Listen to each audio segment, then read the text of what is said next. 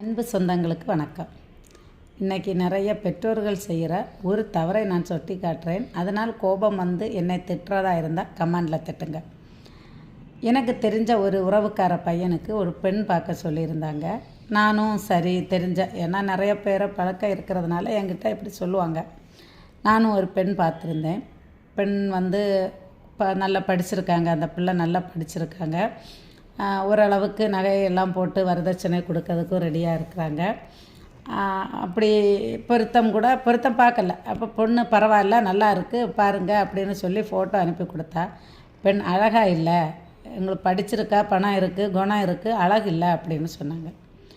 சரி, பையன் நல்லா அழகாக இருக்கார், ஹைட்டு வெயிட்டு கலர் எல்லாம் நல்லா இருக்கார். இந்த பொண்ணு கொஞ்சம் கலர் குறைவாக இருக்குது, அழகாக இல்லைன்னு அவங்க பார்வை, கலர் குறைவாக இருக்குது பையனோட அம்மா சொல்கிறாங்க. சரி வேண்டான்னு சொல்லி இன்னொரு பெண் பார்த்தேன். அந்த பிள்ளை ரொம்ப கலராக இருப்பாங்க. அந்த பையனுக்கு பொருத்தமான ஹைட்டு வெயிட்டு கலரு நல்லா இருந்தாங்க. அப்போது அந்த பிள்ளைகிட்ட படிப்பு ரொம்ப படிக்கலை, ஸ்கூல் படிப்பு தான் முடிச்சிருக்காங்க, வசதியும் இல்லை, அழகும் குணமும் இருக்குது. அந்த பெண் வரணும் வேண்டான்னு சொல்லிட்டாங்க. இன்னொரு பிள்ளைக்கு வசதி இருந்தது, படிப்பு இருந்தது, குணம் இருந்தது, அழகு இல்லைன்னு வேண்டான்னாங்க. இந்த பிள்ளைக்கு அழகு இருக்குது, குணம் இருக்குது, படிப்பும் பணமும் இல்லை, வேண்டான்னு சொன்னாங்க. இப்படியே அந்த பையனுக்கும் வயது கடந்து போயிட்டே இருக்குது.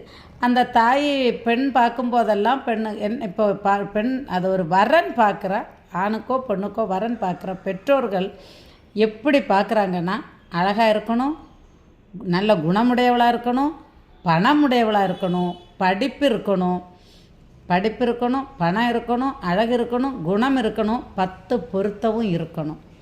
செஞ்சால் வாங்க முடியும்? இது கடையில் செஞ்சு வாங்குகிற விஷயமா? இவ்வளவும் இருந்து கல்யாணம் பண்ணினா மட்டும் வாழ்க்கை நல்லா இருக்கும், சந்தோஷமாக இருக்கும் அப்படின்னா, இதையாவது ஒன்று பாருங்கள்.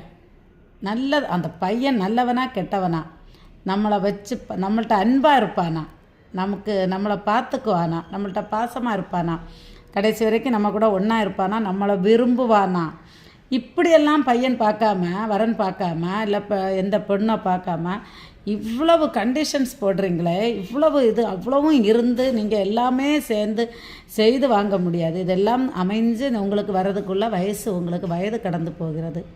கல்யாணமே தாமதமாகி கல்யாணமே ஆகாமலே போயிடுது. எத்தனை வரன்கள், எத்தனை பையன்கள், எத்தனை பெண்கள் கல்யாணம் ஆகாமல் இருக்கீங்க. பெண்களை விட அதிகமான பையன்கள் இருக்கீங்க. இவ்வளவு கண்டிஷன் எதுக்கு? ஒரு குடும்பம் நடத்தி குழந்தை பெற்று நம்ம சந்தோஷமாக நம்ம வாழ்கிறதுக்கு எதுக்கு இவ்வளவு கண்டிஷன் போடுறீங்க? கண்டிஷனை கொஞ்சம் கம்மி பண்ணி கல்யாணம்